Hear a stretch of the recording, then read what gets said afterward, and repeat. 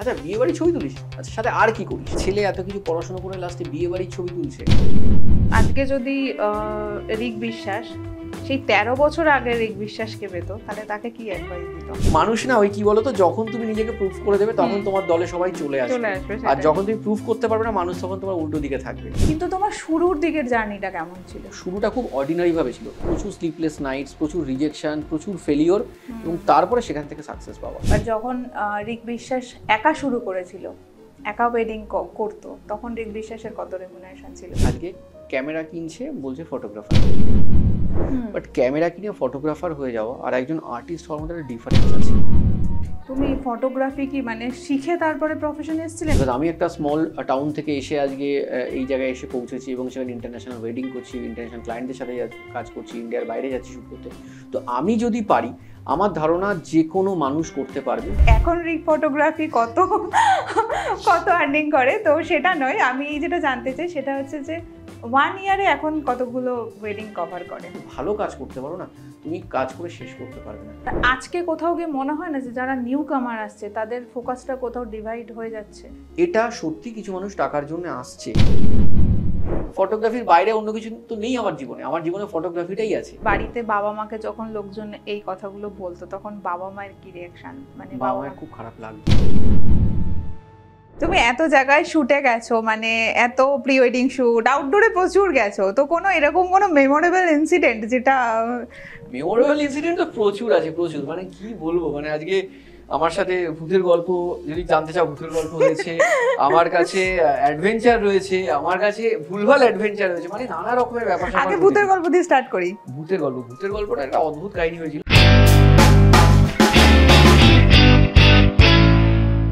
যে মানুষটা ক্যামেরার পেছনে থেকে অন্যান্য মানুষদের স্পেশাল দিনটাকে মেমোরাইজ করে, তাদের স্পেশাল দিনটা আরও কিভাবে স্পেশাল করা যায় সেটা নিয়ে ভাবনা চিন্তা করে, কিন্তু সেই মানুষটার সম্পর্কে আমরা কেউ জানতে পারি না।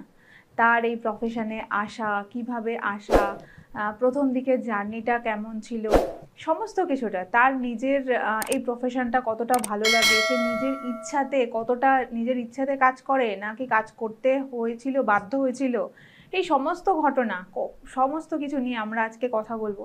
তো আমাদের দ্য স্টোরি বিহাইন্ড পডকাস্টে আজকে আমরা বিখ্যাত ওয়েডিং ফটোগ্রাফার ঋক বিশ্বাসকে পেয়েছি। ওয়েলকাম ঋক দা আমাদের পডকাস্টে আসার জন্য। তুমি এত ব্যস্ত থাকো, তার মধ্যে দিয়েও যে তুমি আমাদেরকে সময় দিয়েছো, আমাদের এখানে এসেছো, আমরা সত্যিই খুব গ্রেটফুল যে তোমাকে আমরা পেয়েছি। আজকে তোমার স্টোরি বিহাইন্ড আমরা শুনবো। ধন্যবাদ তোমাদের পডকাস্টে আমাকে আমন্ত্রণ জানানোর জন্য, খুব ভালো লাগছে তোমাদের কাছে এসে, এবং তোমাদের সাথে আজকে অনেক গল্প করতে পারবো, এটা ভেবে খুব এক্সাইটেড ফিল হচ্ছে আজকে তোমাদের সাথে এবং পুরো সব দর্শকদের সাথে অনেক গল্প করবো। একদম একদম, সবাই আজকে জানবে যে অ্যাকচুয়ালি ঋক বিশ্বাস কিভাবে আসলো। ঋক বিশ্বাসের গল্প শুনতে আমরাও যেরকম ইন্টারেস্টেড, আই থিঙ্ক দর্শকরা আরো বেশি ইন্টারেস্টেড। তো সেই গল্প আমরা আজকে শুনবো। তো আজকে যেটা তোমার থেকে সবার প্রথমে জানতে চাইবো সেটা হচ্ছে ইন্ডাস্ট্রিতে কত বছর হলো? ইন্ডাস্ট্রিতে এক যুগ, মানে 12 বছর কাটিয়ে ফেলেছি। 2013 সাল থেকে আমার জার্নি শুরু হয় এবং আজকে 2025 সাল, মানে 12 বছর, মানে এক কথায় আমরা এক যুগ কাটিয়ে দেওয়া হয়ে গেছে। তো মানে এই ইন্ডাস্ট্রিতে আসার কারণটা কি, মানে হঠাৎ করে ফটোগ্রাফি কেন চুজ করা? এর রিজনটা অ্যাকচুয়ালি আমি ছবি তোলার আগে ছবি আঁকতে ভালোবাসতাম। তো আমি ছোটবেলা থেকে ছবি আঁকার সাথে খুব মানে ক্লোজলি কানেক্টেড ছিলাম, ছবি আঁকতাম ছোটবেলা থেকে, এবং ছোটবেলায় আমার একটা ইচ্ছে ছিল বড় হয়ে মানে আমি আর্টিস্ট হব, মানে ছবি আঁকার যেতে। কিন্তু পরে আস্তে আস্তে বড় হওয়ার সাথে সাথে সময়ের সাথে যেভাবে মানুষের সবকিছু বদলে যায়, তো সেই ছবি আঁকার থেকে ব্যাপারটা আস্তে আস্তে ফটোগ্রাফির দিকে চলে আসে। বাট যদিও একাডেমিক্যালি আমি অন্য একটা ইয়েতে ফিল্ডে ছিলাম, বাট ছবির প্রতি আমার প্যাশনটা ছোটবেলা থেকেই ছিল, সেই ভালোবাসাটা ছিল, সেই ভালোবাসার থেকে আমার ফটোগ্রাফিতে আসে। অন্য প্যাশন বলতে মানে এই যে তুমি যে বললে যে অন্য দিকে ছিলে ফটোগ্রাফি, অন্য দিকে বলতে বেসিক্যালি আমি মানে বাই একাডেমিক্স আমি একজন ইঞ্জিনিয়ার। তো আমি আগে আইটিতে ছিলাম, আমি ওখানে চাকরি করেছি, আমি বিটেক এমটেকের পরে আমি ওখানে চাকরি করেছি, দেন আমি ফটোগ্রাফিতে এসেছি। তো ফটোগ্রাফিতে এসেছি প্যাশন ভালোবাসার থেকেই, ওই জন্য আমি একটা স্টেবল একটা লাইফ ছেড়ে আমি ফটোগ্রাফিতে এসেছি, যেখানে একটা uncertain life but full of passion. তো আমি আমার প্যাশনকে ফলো করেই ফটোগ্রাফিতে এসেছি। যখন তুমি মানে এরকম একটা আনসার্টেন প্রফেশন চুজ করেছো, একটা এরকম সিকিউর জব ছাড়লে, তো সেই ক্ষেত্রে মানে ফ্যামিলিতে কতটা প্রবলেম হয়েছিল?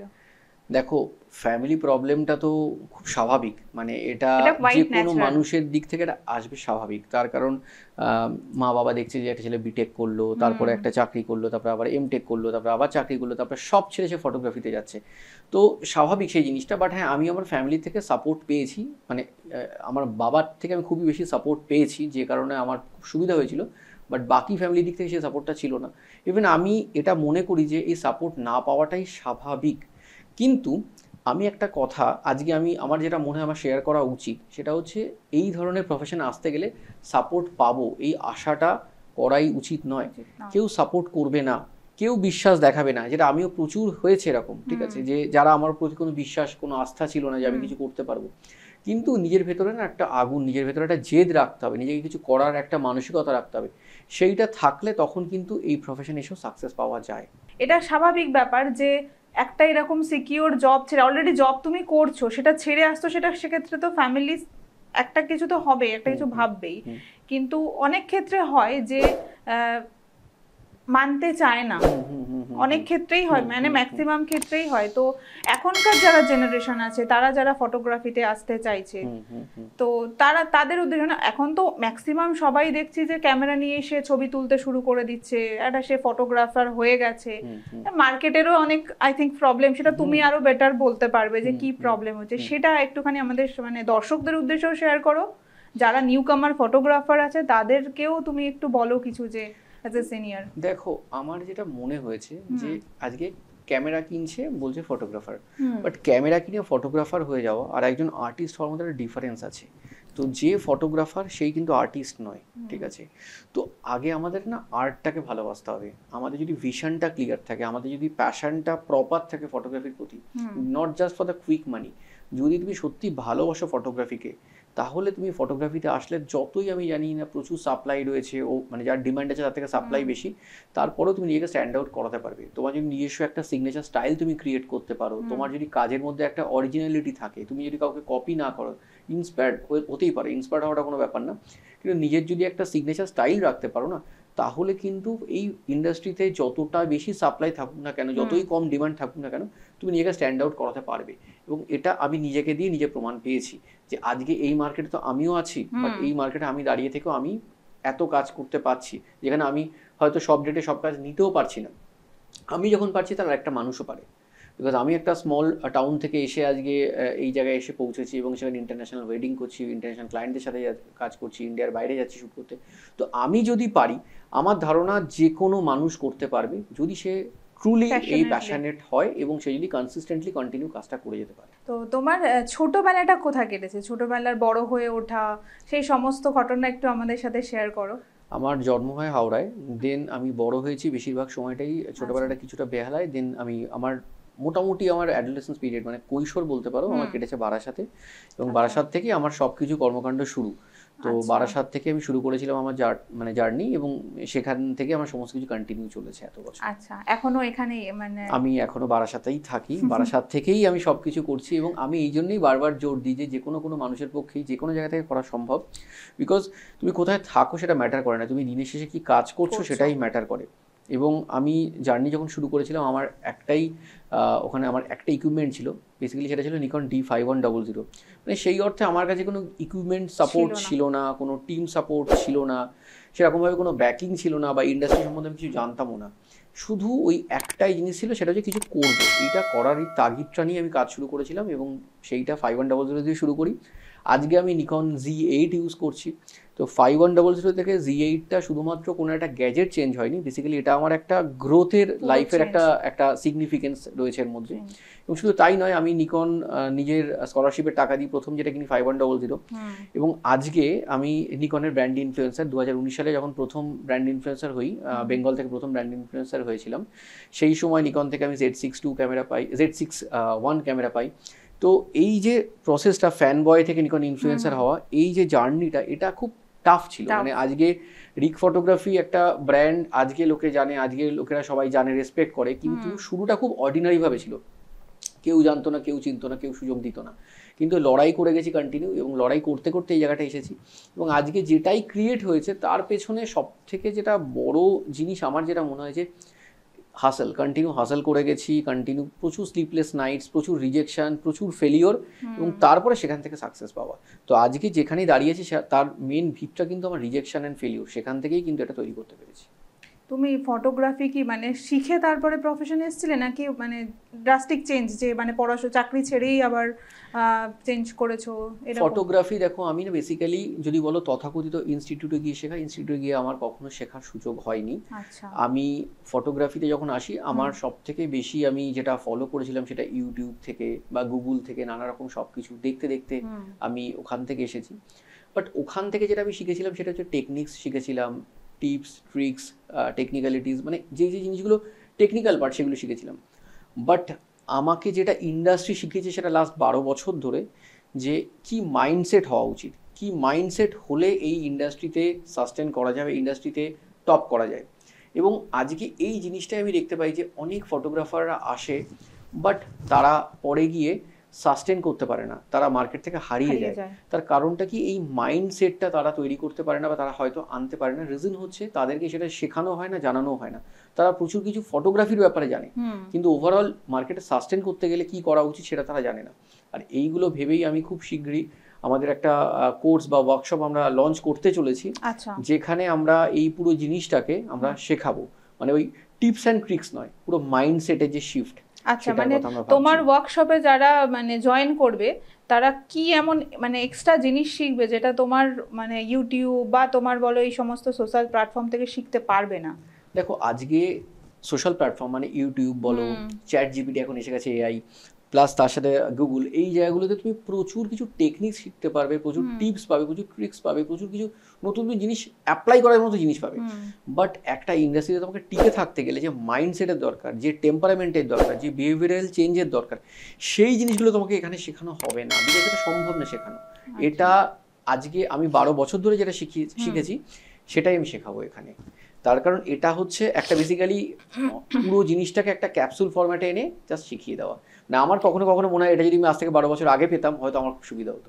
রিক ফটোগ্রাফির যে জার্নিটা রিক বিশ্বাস একা শুরু করেছিল, তার পুরো এক্সপিরিয়েন্সটা আজকে তার ওয়ার্কশপে যারা জয়েন করবে তারা একদিনে সেই জিনিসটা সম্পর্কে কিছুটা হলেও ধারণা পাবে।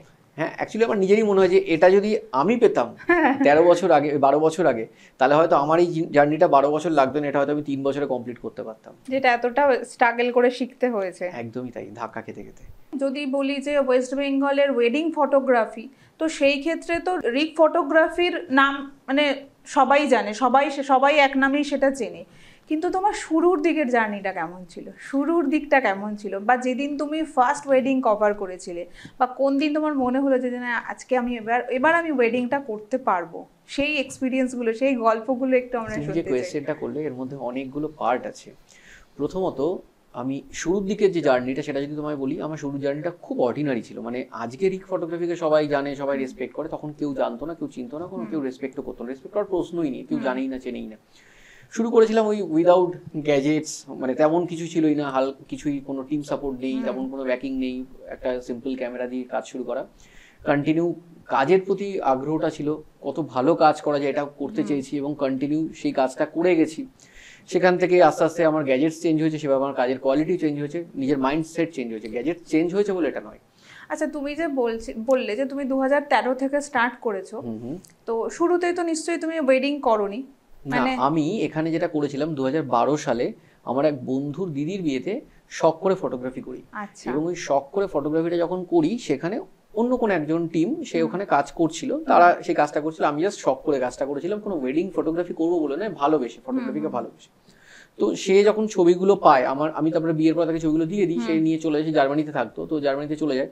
2-3 মাস পরে সে আমাকে ফোন করে, 2-3 মাস পরে ফোন করে বলে সে অ্যাকচুয়ালি তার একজন বন্ধু ছিল, মানে জার্মান ফ্রেন্ড ছিল, যে ওয়েডিং ফটোগ্রাফি করতো জার্মানিতে। আচ্ছা। তো সেই ছবিগুলোকে দেখে ওকে জিজ্ঞাসা করে যে এই ফটোগুলো কে তুলেছে। আচ্ছা। তো তখন ওই জার্মান ফ্রেন্ড ওকে বলে যে তোর এই ছবিগুলো যে তুলেছে, মানে ওর যে বন্ধু তাকে বলে যে তোর যে ছবিগুলো তুলেছে ভীষণ ভালো ছবি তোলে, তো তুই ওকে জার্মানিতে ডাক, ও আমার কাছে কাজ করবে। আচ্ছা। তো এটা আমাকে যখন ফোনে বলা হয়, আমি ব্যাপারটাকে খুব মানে মজার মতো করে নিয়েছি, সিরিয়াসলি নিয়ে কি বলছে একটা কথা। আর আমি তখন ওয়েডিং ফটোগ্রাফি যে এরকম একটা প্রফেশন হতে পারে এই ব্যাপারে আমার খুব বেশি কোনো আইডিয়াও ছিল না। তো আমি শখ করেই করেছিলাম এবং তারপরে এরকম কমপ্লিমেন্ট পাই এবং ওই দিদি আমাকে বারবার বলে যে তুই ওয়েডিং ফটোগ্রাফি প্রফেশনটা সিরিয়াসলি নে। তো আমি ভাবি এরকম কোনো প্রফেশন হতে পারে, বিকজ আমার আইডিয়া ছিল না এট দ্যাট টাইম, তখন অতটা ফটোগ্রাফি ছিল না, অ্যাওয়ারনেস ছিল না।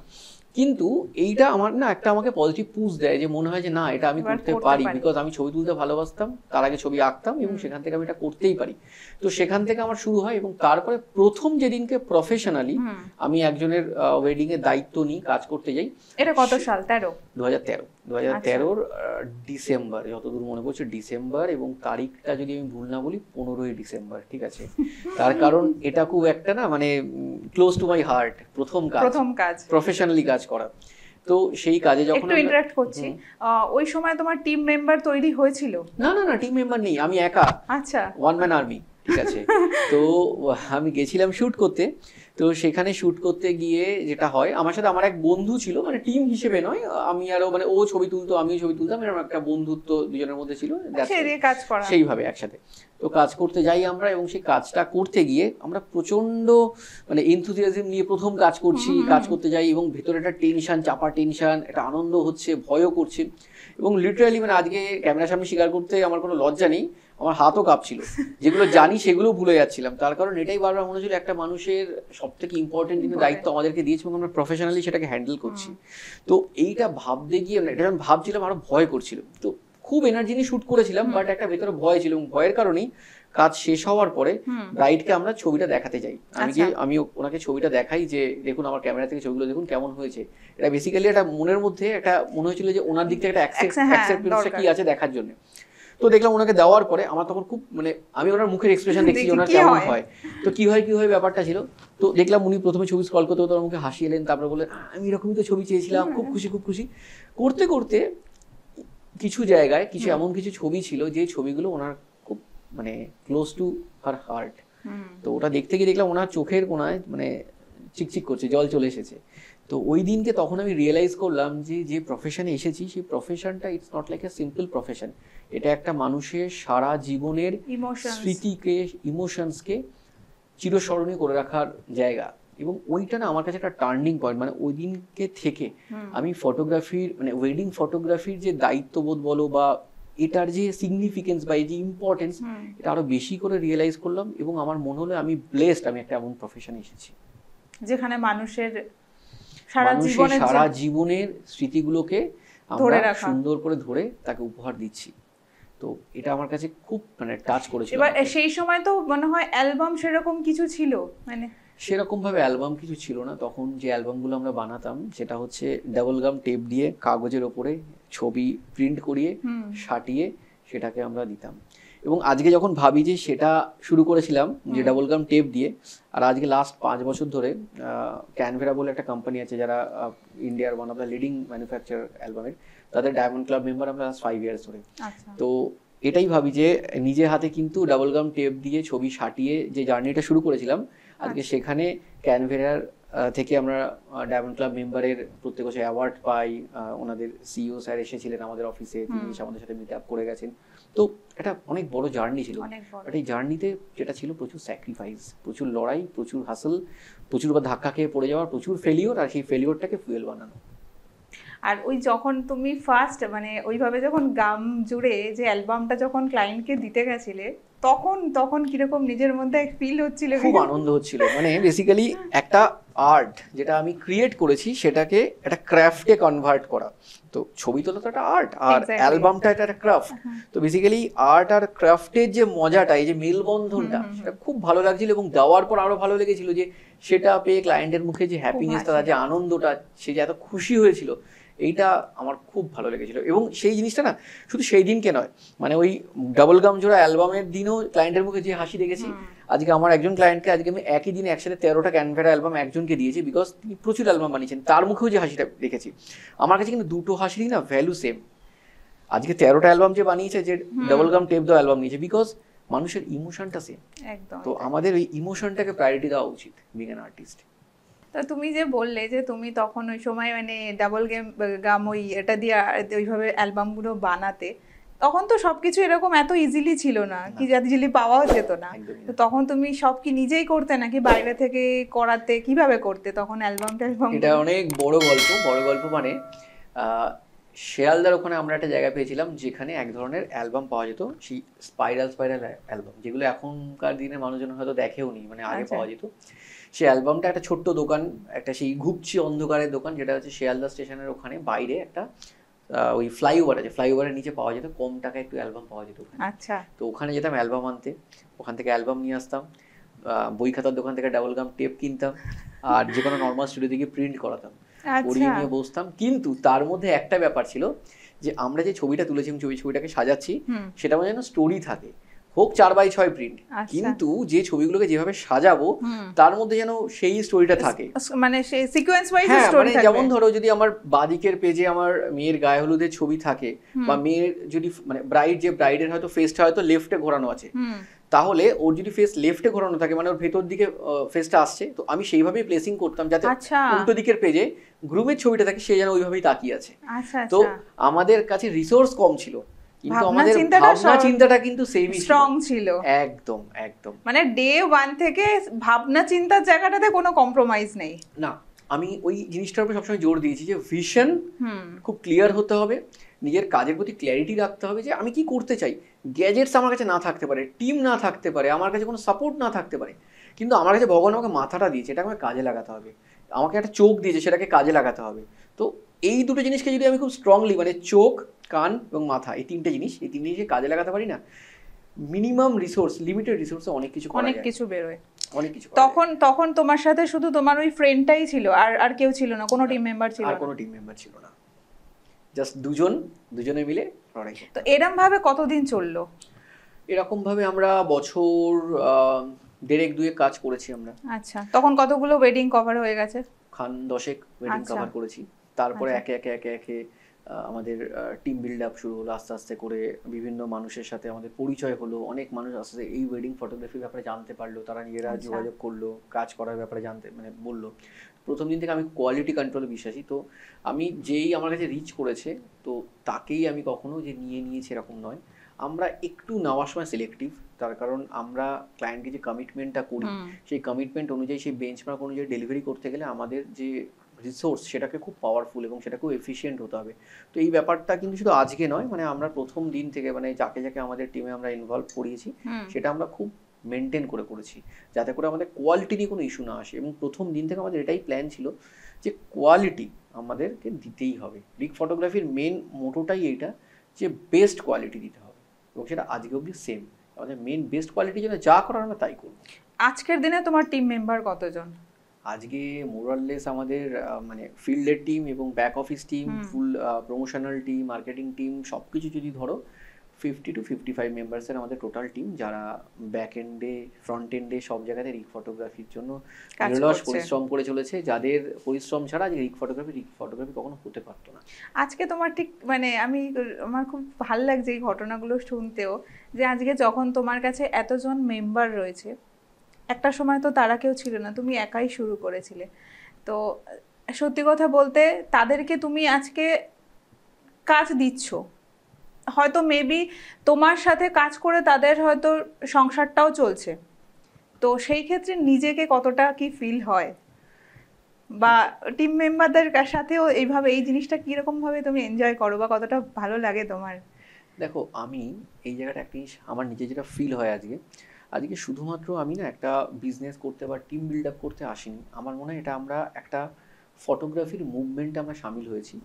হয়তো সেই সামিল হওয়ার পরে যে মুভমেন্টটা হচ্ছে, সেখানে ধরো আজকে আমি একটা নৌকা চালাচ্ছি, নৌকাতে হয়তো আমি জাহাজের ক্যাপ্টেন, কিন্তু এখানে প্রত্যেকটা মানুষের কিন্তু একটা ভূমিকা আছে, এবং তারা প্রত্যেকে নিরলসভাবে সেই কাজটা করে যাচ্ছে। এবং সত্যি কথা বলতে গেলে যখন ভাবি যে হ্যাঁ এই মানুষগুলো সংসার চলছে এখান থেকে, তখন খুব আনন্দ হয়, খুব ভালো লাগে যে এতগুলো মানুষের সংসার চালাতে পারছি।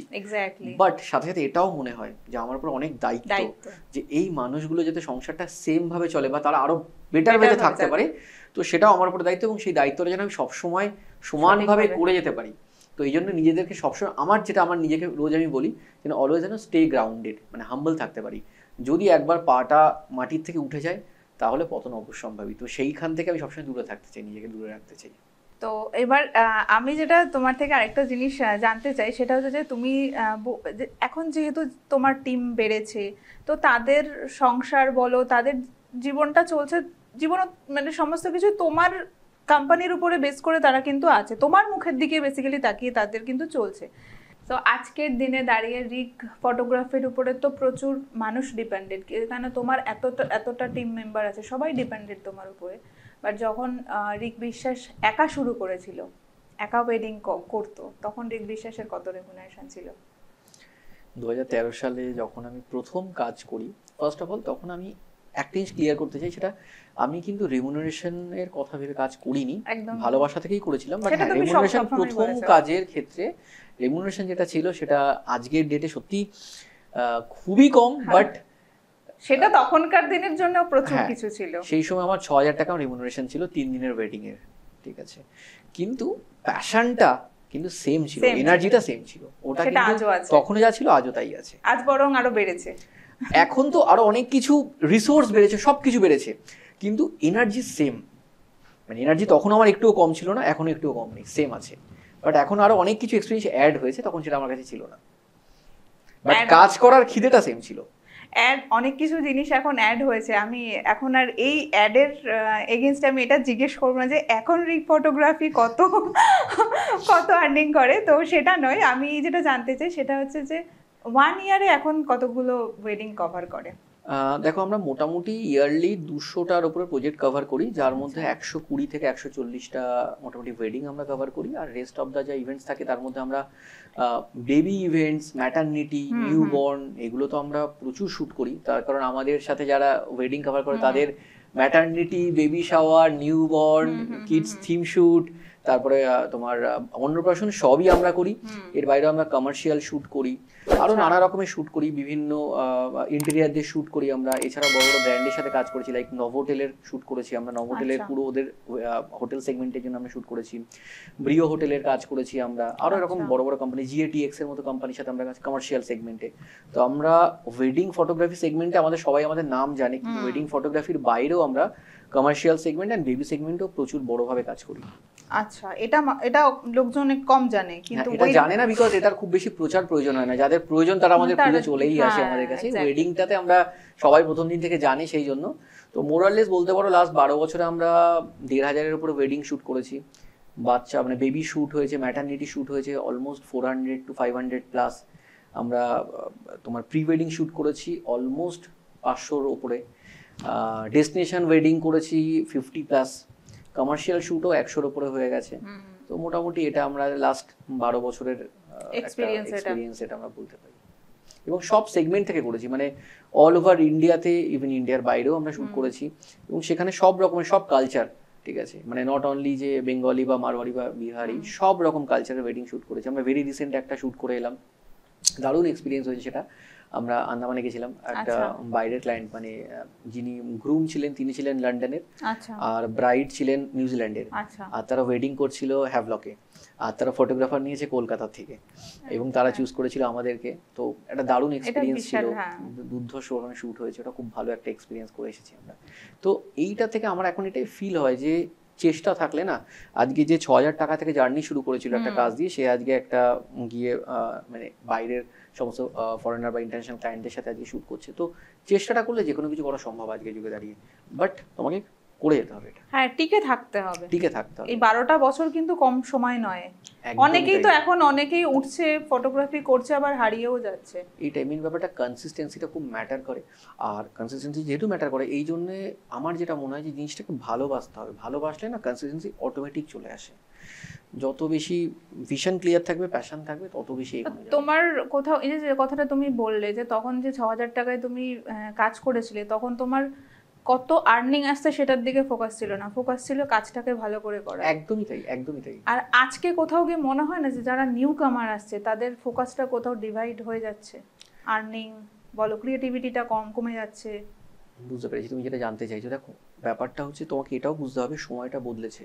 আজকে 12 বছর আগে আমি যখন আর্নিং এর কথা না ভেবে শুট করেছি, তখনকার সিচুয়েশন যা ছিল, আর আজকে সিচুয়েশনটা আলাদা। আজকে আমরা শুধু নিউকামারদেরকে দোষ দিলে হবে না, তাদের উপর অনেক প্রেশার আছে।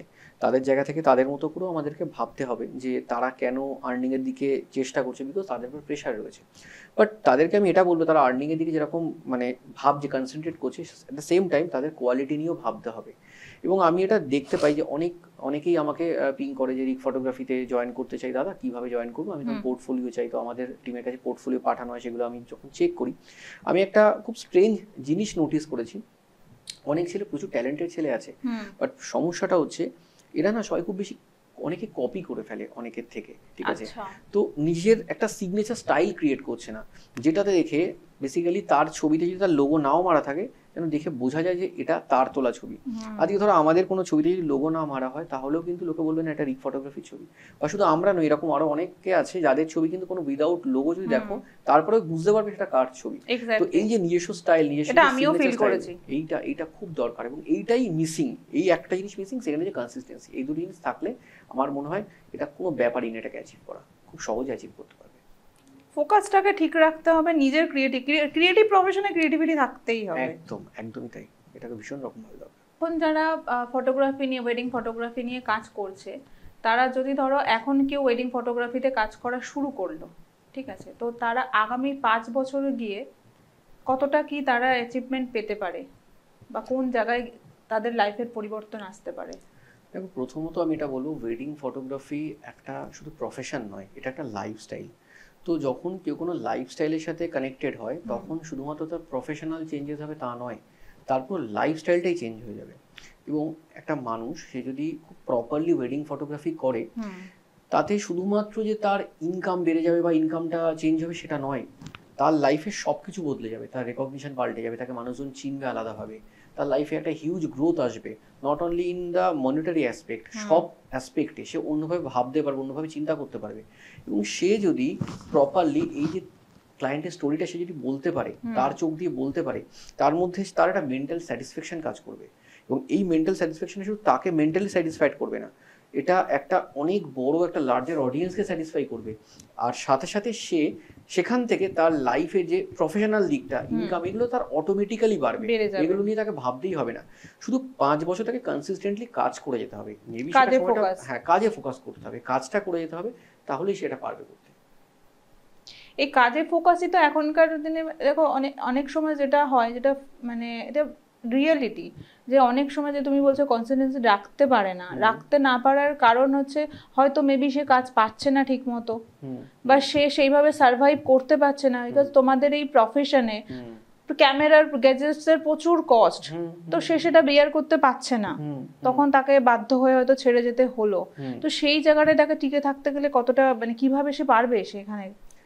এটা খুব রিলেভেন্ট কোয়েশ্চেন করেছো। আমি এরকম অনেক মানুষকে দেখেছি যারা ফটোগ্রাফি ছেড়ে চলে গেছে। তার কারণটা জানো তো, wedding photography it's not only about art, it's about art and business. ধরো আমি তোমাকে একটা এক্সাম্পল দিয়ে তুমি বুঝতে পারবে। ধরো তুমি একটা বাড়ি বানাচ্ছ, রাইট? তো এই বাড়িতে ধরো এই যে কাঁচামাল ম্যাটেরিয়ালস, তোমার এই ইট, বালি, পাথর, সিমেন্ট, এইগুলো বাড়িটা বানানোর জন্য এটা হচ্ছে আর্ট, এটাই তার ভিশন, এটার জন্য তাকে প্যাশনেটলি খাটতে হবে। কিন্তু বাড়িটা বানানোর পরে সেই বাড়িটাকে ঠিক রাখার জন্য মেনটেনেন্সের দরকার, আর সেই মেনটেনেন্সটা হচ্ছে বিজনেস স্কিলটা। তো একটা ওয়েডিং ফটোগ্রাফি বিজনেস তোমাকে যদি সাস্টেন করতে হয়, তোমাকে তো বাড়িটাকে মেনটেনও করতে হবে। তো তোমাকে শুধু আর্ট দিয়ে তুমি আনলক করতে পারবে দরজাটা ওখানে ঢোকার, কিন্তু সেটাকে সাস্টেন করাতে গেলে তোমাকে বিজনেস স্কিলটাও জানতে হবে। এই বিজনেস স্কিলটাই হচ্ছে মাইন্ডসেট। এই মাইন্ডসেট অ্যান্ড বিজনেস স্কিল যদি তুমি প্রপারলি আর্টের সাথে তুমি মেশাতে পারো, তুমি যদি প্রপারলি সিঙ্কে আনতে পারো, তাহলে তুমি সার্ভাইভ করতে পারবে, আর না হলে তুমি সার্ভাইভ করতে পারবে না। এইটার জন্য আমি বারবার বলছি, মাইন্ডসেটটা যদি ঠিক হয়ে যায় না, তখন সে মানুষটা সার্ভাইভ করতে পারবে, এবং শুধু সার্ভাইভ নয়, সে অনেক দূরে, অনেক ওপরে উঠতে পারবে। এটা ভীষণ দরকার। আমি যেটা অনেক সময় দেখি যে ধরো কেউ মানে কোনো একটা জব করছে, চাকরি করছে, কিন্তু সে ফট করে ফটোগ্রাফি প্রফেশনে আসলো। কেন আসলো? ফটোগ্রাফি করলে, ধরো তোমার কথাই আমি বলছি, এই রিক বিশ্বাস তো মানে প্রচুর বড় বড় কাজ করছে, প্রচুর ফরেন মানে ক্লায়েন্ট আছে, বাইরেও যাচ্ছে, অনেক জায়গায় প্রি ওয়েডিং করতে যেতে পারছে, ফ্রি অফ কস্টে যাচ্ছে, এই জিনিসটা প্রচুর পয়সাও বোধহয় আর্নিং হবে এখান থেকে। তো সেই ক্ষেত্রে তারা এই, তুমি যেমন একটা প্যাশন নিয়ে তুমি জব ছেড়ে ফটোগ্রাফিতে এসেছিলে, কিন্তু তাদের কাছে প্যাশনের থেকেও বেশি চোখের দৃষ্টিটা, যে তারা যে দেখছে, এটা খুব সুন্দর একটা ঝাঁচকচকে ব্যাপার, হ্যাঁ। তো সেইটা ফিল করে অনেকেই প্রফেশনে আসছে। তো তার জন্য হলো মার্কেটটা কতটা এফেক্ট হচ্ছে? আচ্ছা, তোমার এই কোয়েশ্চেনে দুটো পার্ট আছে। একটা হচ্ছে যারা আসছে তারা কি ভেবে আসছে, কেন আসছে। সেকেন্ড পার্টটা তুমি যেটা জিজ্ঞাসা করলে সেটা মার্কেটের পার্টটা। ফার্স্ট আমি আমার নিজেকে দিয়ে বলছি যে আমি যখন এই প্রফেশনে এসেছিলাম আমি 3টে টোটাল চাকরি ছেড়েছিলাম, টেক মাহিন্দ্রা, ইনফোসিস এবং টিসিএস। তো 3টে চাকরি ছেড়ে যখন এসেছিলাম তখন কিন্তু আমি এটা ভেবে আসিনি কত টাকা আমি এখানে আর্ন করবো, আমি ভালোবেসে এসেছিলাম। সেই জায়গা থেকে দাঁড়িয়ে আজকে আমার মনে হয় যে এই প্রফেশনে এখন অনেক মানুষ আসছে যারা সত্যি ভালোবেসে আসছে, এবং আমি অনেককে দেখেছি যারা সত্যিকারে তারা জব ছেড়ে এসেছে, আনসার্টেনিটি যা আছে জেনেও এসেছে, তারা ফুললি প্যাশনেটলি কাজ করছে। আর কিছু মানুষের কথা তুমি বললে যারা শুধুমাত্র টাকার জন্য আসছে, এটা সত্যি কিছু মানুষ টাকার জন্য আসছে, বাট আমার মনে হয় সেই পার্সেন্টেজটা খুব কম। তার কারণ হয়তো সেখানে 10টা মানুষ আসছে, বাট সেই 10টা মানুষের জন্য বাকি 90টা মানুষকে আমরা জেনারেলাইজ করতে পারি না। আমাদের যে 90টা মানুষ তারা পজিটিভ মেন্টালিটি নিয়ে আসছে, তাদেরকে আমাদের সাপোর্ট করা উচিত। হ্যাঁ, এখানে তোমার আরেকটা পার্ট ছিল যেখানে সাপ্লাই খুব বেশি, মানে প্রচুর মানুষ আসছে, তারা কিভাবে সাস্টেন করবে। সেখানে আমার অ্যান্সারটা এটাই হবে যে তুমি নিজের একটা স্বকীয়তা তৈরি করো, নিজের একটা সিগনেচার স্টাইল তৈরি করো। যেহেতু তুমি প্যাশনেট, যেহেতু তোমার ভিশন ক্লিয়ার, তুমি যদি সেটা তৈরি করতে পারো, তোমার যদি নিজস্ব একটা জায়গা তৈরি করতে পারো, তুমি এখানে দাঁড়াতে পারবে। বিকজ মার্কেটটা অনেক বড়। মার্কেটে এরকম নয় যে সব স্যাচুরেট হয়ে গেছে, মার্কেটে এখনও প্রচুর কাজ করার জায়গা আছে। যদি তুমি ভালো কাজ করতে পারো না, তুমি কাজ করে শেষ করতে পারবে না।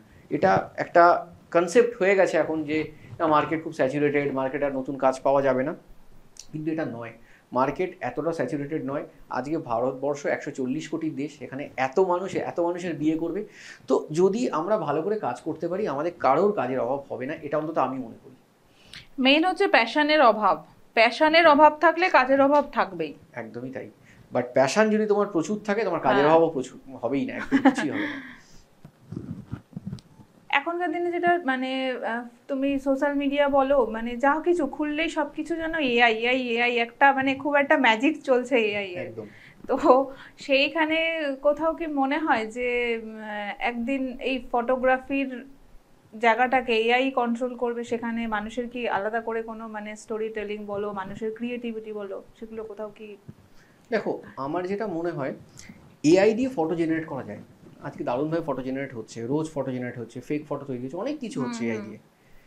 বাট তুমিও একটা কথা আমাকে বলো, এআই কি কখনো একটা মানুষের ইমোশনকে ধরতে পারবে, একটা মানুষের সোলটাকে ধরতে পারবে, মানুষের সেই মুহূর্তগুলোকে ধরতে পারবে যে মুহূর্তে তার মধ্যে একটা ইমোশনাল আউটবাস্ট হচ্ছে? সম্ভব এটা? তুমি যদি আমাকে একটা অ্যান্সার হ্যাঁ বলো, সেটা কখনোই সম্ভব নয়। হ্যাঁ, সেটা কখনোই সম্ভব না, তাহলে অ্যান্সারটা তুমি নিজেই দিয়ে দিলে। তো এআই কখনোই মানুষকে রিপ্লেস করতে পারবে না, সম্ভব না। বিকজ মানুষের মধ্যে যে মানবিক যে গুণ, সেটা তো কখনো এআই এর মধ্যে আসা সম্ভব না। এআই অনেক প্রবলেম সলভ করতে পারে। আমাদের যে কাজগুলো ফটোগ্রাফি ইন্ডাস্ট্রিতে যেগুলো রিপিটেশন, যে কাজগুলোর মধ্যে ছিল রিপিটেটিভ জব যেগুলো ছিল, সেগুলো এআই করবে। কিন্তু মানুষের যে কাজ, এতে আমার মনে হয় এআই এর সাথে আরও যেটা আমাদের পক্ষে ভালো হলো, রিপিটেটিভ কাজ আমাদের করতে হবে না। আমরা শুধুমাত্র যে কাজটার মধ্যে নিজস্ব কিছু স্বকীয়তা দেখাতে পারবো, যেখানে আমাদের কিছু ক্রিয়েটিভিটি দেখাতে পারবো, সেটাই আমরা করতে পারবো। বাকিটা এআই করে নেবে, বাকিটা এআই আছে, বাকিটার জন্য এআই।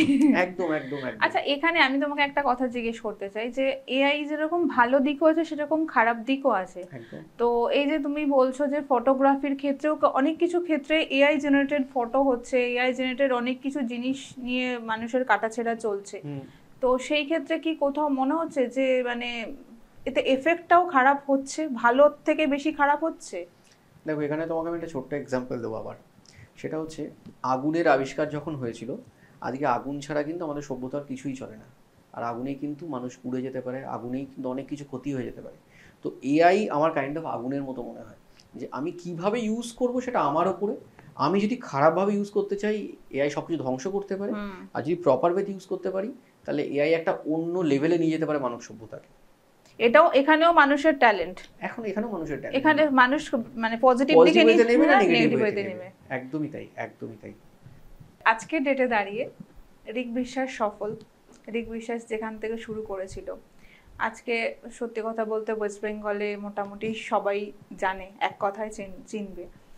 তো যখন শুরু করেছিলে একদম শুরুর দিকে, তখন রিজেকশন পেয়েছিলে? প্রচুর রিজেকশন পেয়েছি, প্রচুর, মানে একটা দুটো না, প্রচুর, মানে সিরিজ অফ রিজেকশন। সেখান থেকে বাউন্স ব্যাক করলে কি করে? সেখান থেকে অনেক গল্প, যেমন প্রথম দিকে এরকম হয়েছে, মানে আমি ক্লায়েন্টকে রিচ করেছি, ক্লায়েন্ট বলছে আমার বাজেট নেই, কেউ বলছে তোমার এক্সপিরিয়েন্স খুব কম, তোমার প্রতি আমার কনফিডেন্স নেই।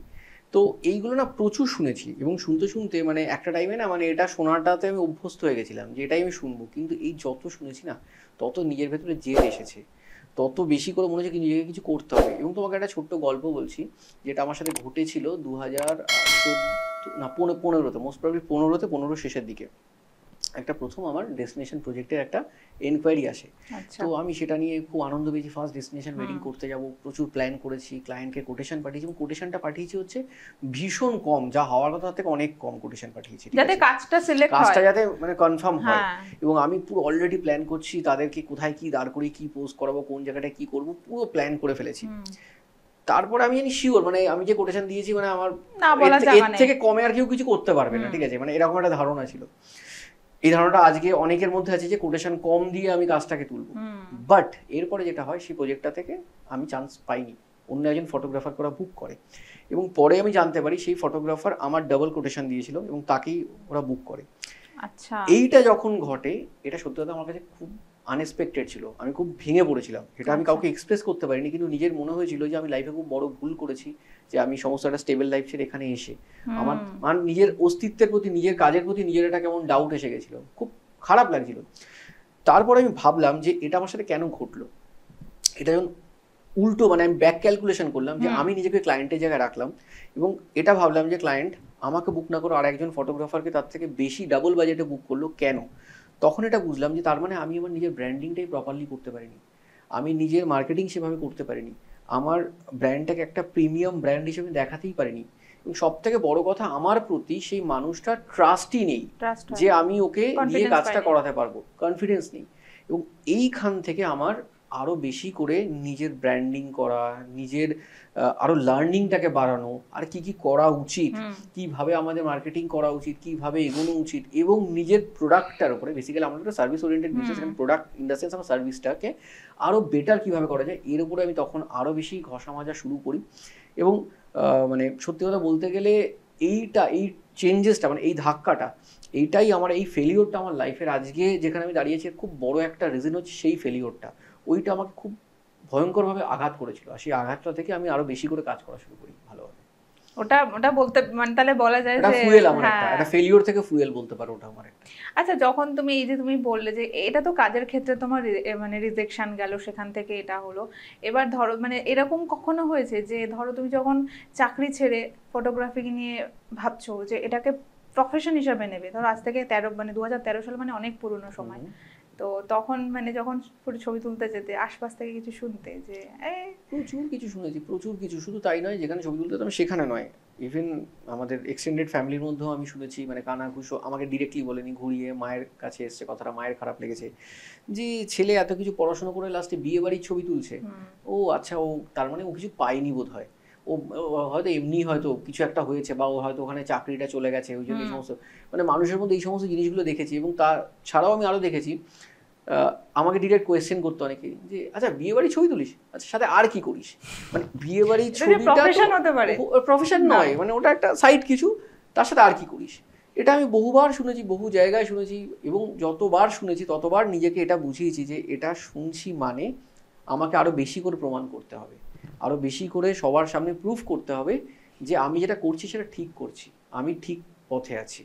তো ততবার যতবার রিজেকশন পাবো, যতবার আমি কথা শুনবো, আজও যদি কেউ আমাকে অপমান করে আমি তাকে উল্টো অপমান করবো না, আমি আমার কাজের থ্রু দিয়ে তাকে ভুল প্রমাণ করবো। তখন তো তুমি শুরু করেছো যখন মানে বাড়িতে বাবা মাকে যখন লোকজন এই কথাগুলো বলতো, তখন বাবা মায়ের কি রিঅ্যাকশন? মানে বাবা মায়ের খুব খারাপ লাগতো, এটা সত্যি কথা, তাদের খারাপ লাগতো, তাদের খারাপ লাগাটা স্বাভাবিক, বিকজ তারাও জানতো না যে আজকে ছেলে কি করবে। আজকে 12 বছর আগে তো আমি জানতাম না আমি কোথায় থাকবো, বাট হ্যাঁ এটা আমি আমার মতো লড়াই করেছি, বাবা আমাকে সাপোর্ট করেছে, বাড়ির বাকিরা আমাকে সেই অর্থে কেউ সাপোর্ট করেনি, করতে পারেনি সেই সময়, বিকজ তারা তাদের জায়গায় ঠিক ছিল, বিকজ ওই সময় এটা তাদের পক্ষে সাপোর্ট করা সম্ভব ছিল না। তাদের খারাপ লাগতো, তাদের খারাপ লাগাটাকে আমি মানি, অ্যাকনলেজ করি, তাদের খারাপ লাগতো, বাট কোথাও গিয়ে আজকে এটা ভালো লাগে যে আজকে তারা অ্যাটলিস্ট মাথা উঁচু করে বলতে পারে যে আমি কী করছি। তো এটা আমার এখন একটা ভালো লাগার জায়গা। এবং আজকে যখন এই বিভিন্ন রেকগনিশনগুলো আসে, আজকে যখন ধরো নিকন থেকে অ্যাওয়ার্ড পাচ্ছি, বা যখন আজকে কোনো একটা লিডিং নিউজ পেপারে, তারা কি বলে? তারা এখন চুপ পড়ে যায় বা তারা কংগ্রেচুলেশনস জানায় যখন কোনো লিডিং নিউজ পেপার আমার ছবি বেরোয় যে ওয়েস্ট বেঙ্গল বা কলকাতার one of the leading photographer হিসেবে, তখন সেগুলো যখন দেখে তারা আবার তখন উল্টোটাও অনেকে করে, তারা এখন অনেকে এরকম ভাবে ঘুরিয়ে বলে না আমরা তো জানতাম ও এরকমই করবে, ঠিক আছে আমরা তো সবসময় এটার সাথে ছিলাম। এটা মানে মানুষ না ওই কি বলতো, যখন তুমি নিজেকে প্রুফ করে দেবে তখন তোমার দলে সবাই চলে আসবে, আর যখন তুমি প্রুফ করতে পারবে না মানুষ তখন তোমার উল্টো দিকে থাকবে। তো এটা খুব সত্যি, এবং এই কথাটাই জানো তো আমি আমার যত নিউ কামার বা আমার টিমে যারা আসে তারা অনেকের সাথে প্রবলেমগুলো ঘটে, আমি তাদেরকে একটা কথাই বলি অলওয়েজ যে ভাই নিজের উপরে বিশ্বাস রাখ, দেখবি যারা তোর আজ বিরোধিতা করছে তারাই তোর পক্ষে আসবে। সময়টার অপেক্ষা করতে হবে, চেষ্টা চালিয়ে যেতে হবে। আজকের দিনে ধরো আজকে যদি ঋক বিশ্বাস সেই 13 বছর আগে ঋক বিশ্বাসকে পেতো, তাহলে তাকে কি অ্যাডভাইস দিত? একটাই অ্যাডভাইস দিতাম যে ভাই নিজের উপরে বিশ্বাস রাখ, নিজের উপরে ভরসা রাখ, কে কি বলছে কোনো কিছুতে কান দিস না, নিজের পথে এগিয়ে যা, ক্লিয়ার ভিশন নিয়ে এগিয়ে যা, লড়াই করার মানসিকতা রাখ, আর তুই পারবি। বাট হ্যাঁ একটা আফসোস আমার এখন হয় যে 13 বছর আগের আমি আজকের আমিকে যদি পেতাম অ্যাজ এ মেন্টর হিসেবে, তাহলে হয়তো আমার এই 12-13 বছরের সময়টা লাগতো না, এটা হয়তো 3-4 বছরই করে ফেলতে পারতাম। বাট তখন সেটা আমি পাইনি, তো ওটা এখন আর ভেবে লাভ নেই। বাট আসে, ভাবনাটা মাঝে মাঝে আসে। তবে এই ভাবনাটা ঋক বিশ্বাসের এখন আসে, কিন্তু যারা চাইছে যে এই স্ট্রাগলটা না করতে তারা কিন্তু অবশ্যই ঋকদার ওয়ার্কশপে জয়েন করো।